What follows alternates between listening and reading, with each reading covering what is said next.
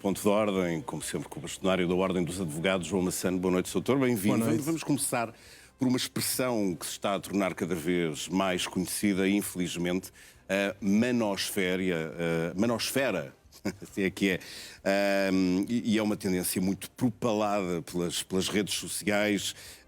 E isto para falar, e já vamos perceber como é que aqui podemos estabelecer uma relação, para falar de 3 crimes recentes em Portugal, em concreto, todos cometidos por rapazes, e todos eles muito jovens. Uns eram supostos influenciadores da internet, outros que podem ter sido influenciados.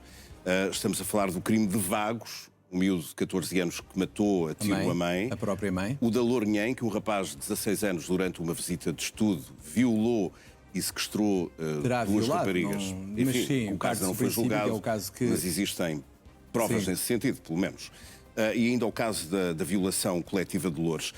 O que é que estes casos em comum têm em comum com a chamada manosfera? Eu entendo, e não sou só eu, aliás, houve um artigo no Correio da Manhã em que eu falei sobre isso e liguei os 3 casos porque me parece que há um padrão comum em todos, que é rapazes que acham ou que têm comportamentos que demonstram uma alegada superioridade sobre as mulheres e um desprezo sobre as mulheres, inclusivamente num dos casos era até a própria mãe. E o que preocupa nestes casos todos é a forma como os jovens rapazes encaram o sexo feminino e o género feminino. É terrível como isto está a acontecer. De facto, eu propunha que víssemos um pequeno vídeo, é um trailer sobre um documentário que pode ser visto na Netflix, precisamente sobre a manosfera e estes influencers, o que são e o que defendem. Vamos ficar com uma ideia muito clara sobre aquilo que estamos aqui a falar. Vamos ver. Viste este vídeo?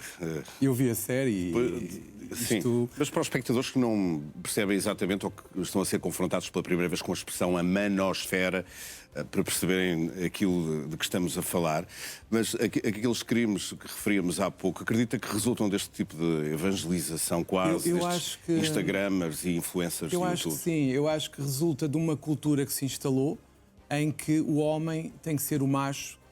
Havia uma expressão muito conhecida, que até foi objeto de uma decisão de tribunal, em que se dizia que havia uma espécie de cotada do macho ibérico, em que havia 2 estrangeiras que tinham sido violadas e era quase como o que é que elas esperavam. Vieram para a cotada do macho ibérico vestidas daquela forma, era inevitável que aquilo acontecesse. Isto era um tribunal que dizia há muitos anos atrás, enquanto eu andava na faculdade há 30 anos. Ou seja, o que eu estou a assistir, e estamos todos a assistir, é uma regressão atrás. Estamos a voltar ao que eu pensava que já não havia, voltava a acontecer. E com canais de propaganda. E com canais de propaganda massivos. E mais, repare, os 3 casos que nós falámos de Vagos, Lourinhã e Loures têm em comum o facto de estarmos perante pessoas provavelmente deslaçadas, no sentido em que nada as prende que não seja um culto de uma personalidade machista, eventualmente, em que as pessoas procuram demonstrar o domínio sobre o sexo fraco, que são as mulheres.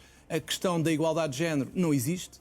Não existe. As mulheres são um ser inferior e por isso devem ser dominadas. E o que eu sinto quando olho para isto é o que é que nós estamos a fazer. No fundo, há um divórcio da educação dos filhos pelos pais e pelas próprias escolas. Quem é que está a tomar conta deles? Quem é que os está a educar? Antes havia o padrão. Era o pai, era a mãe, eram os irmãos, e agora é a internet eram os avós. Que o faz. E agora é o pai digital é que faz desta forma. Nós ainda semana passada falávamos aqui num assunto que se relaciona com este de uma... Enfim, relaciona-se de alguma forma, que foi aquela declaração da apresentadora Cristina Ferreira na TVI. Hoje trazemos aqui isto, porque de facto é importante fazer estes alertas. Não sei se quer acrescentar mais algo sobre isso. Eu gostava de acrescentar algo, que é o seguinte: o que me choca mais nesta polémica toda é o facto de ontem ter ouvido a entrevista e visto a entrevista da senhora Cristina Ferreira e ter visto que o que passa daquela entrevista é: temos que saber o que é que pensam os violadores, como é que pensam os violadores, como é que eles reagem.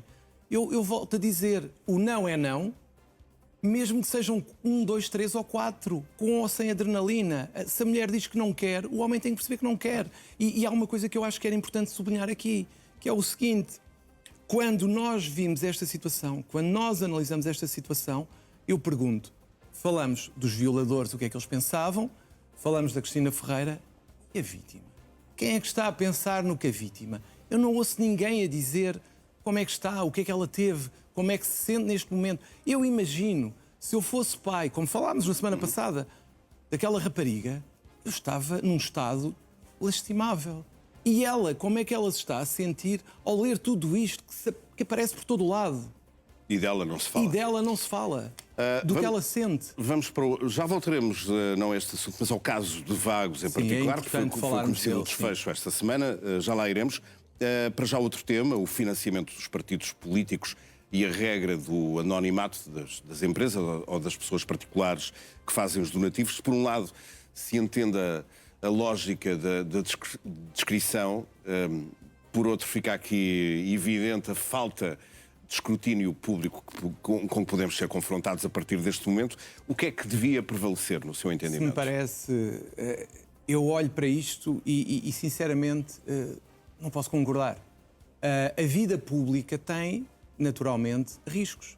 Tem consequências estar na vida pública. Um partido político, até para o escrutínio da comunicação social e de quem quiser, nós temos que saber quem é que financia os partidos políticos. Não vamos estar a regredir agora.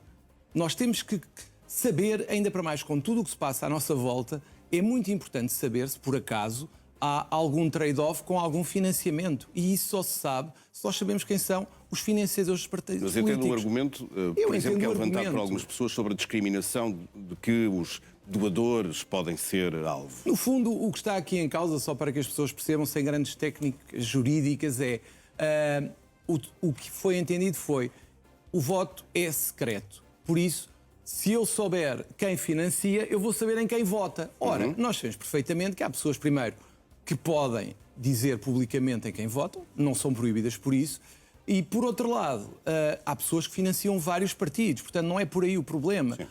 Eu acho que neste momento, em que estamos com a vida pública como temos, é mais importante o interesse da transparência, que é defendido em todo o lado. Basta ver o que aconteceu com o Spinum Viva. Então, naquele caso, quisemos saber os clientes do Sr. Primeiro-Ministro e agora não podemos saber, repare... Quem é que financia os partidos? Quem é que financia os partidos? Por amor de Deus. Apesar dos partidos terem, como sabemos, dinheiro através das subvenções públicas. Mas, repare, só para esclarecer, podemos estabelecer um limite. Se, por exemplo, se receber um donativo de 10 euros, não faz sentido, por exemplo. Mas se for um valor mais elevado, acho que temos que saber e temos direito de saber. É importante, sobretudo para o escrutínio público e para o jornalismo, para que continue a desempenhar o seu papel.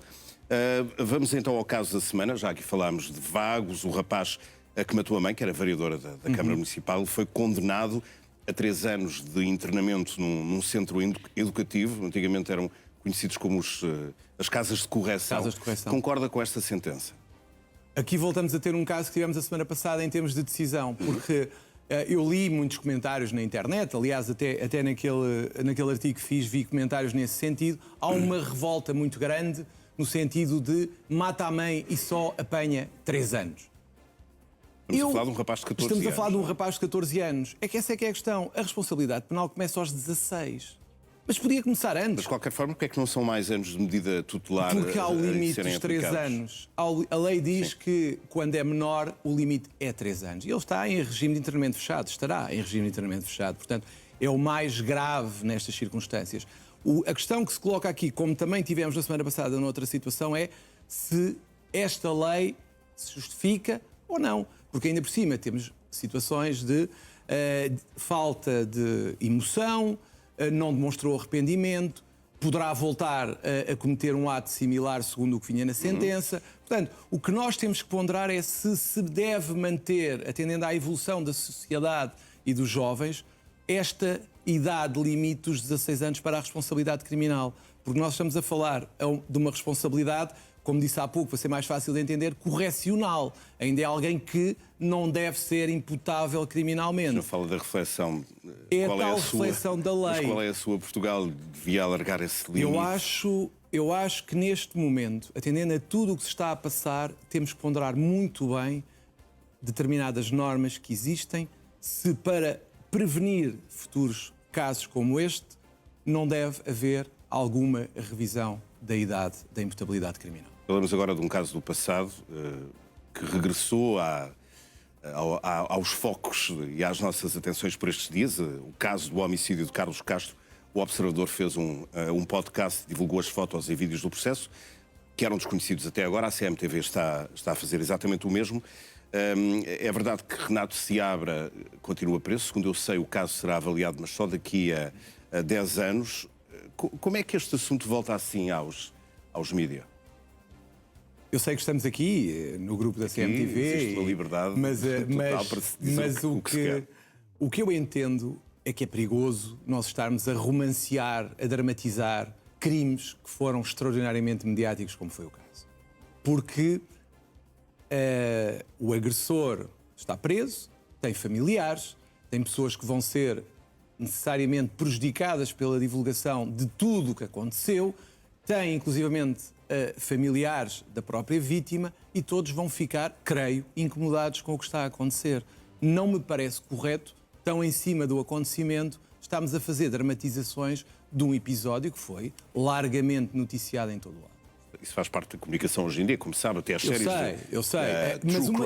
Mas repare, Pedro, uma coisa é contar sem dramatizar caso como aconteceu. Chocou o país, chocou a opinião pública e de um interesse público inegável. Mas repare o seguinte, é que nós vamos estar a dramatizar e ao dramatizar vamos estar a dar eventualmente razões para o agressor fazer o que fez ou não. E isso já é um viés. Já é algo que nos pode levar e induzir o espectador a tomar uma posição pró ou contra a vítima ou a favor do agressor. E aí poderá ter também os tais preconceitos, se é ou não homofóbico, e entramos numa situação que me parece perigosa por causa da dramatização. Bom, de qualquer forma, vamos continuar a seguir esta divulgação na CMTV e também o podcast que tem sido divulgado. Agradeço-lhe, João Massano, por ter estado estes minutos connosco aqui no Now. Voltamos a ver-nos na próxima semana. Muito obrigado, boa noite. Muito obrigado, boa noite.